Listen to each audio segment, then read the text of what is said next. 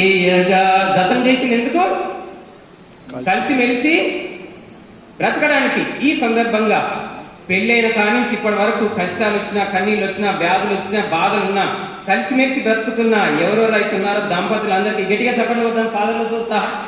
ఎవరైతే కలిసిమెలిసి బ్రతుకుతున్నారో దంపతులు ఎన్ని కష్టాలు వచ్చినా విడిపోకుండా కలిసిమెలిసి ఉన్నారో మీకు అందరికీ అభినందనలు తెలియజేస్తున్నా. అదిగో పెళ్లి, ఇదిగో విడాకులు కాకుండా కలిసిమెలిసి బ్రతుకున్న అందరి. అసలు నడుమునొప్పి చాలా విపరీతంగా ఉండేది.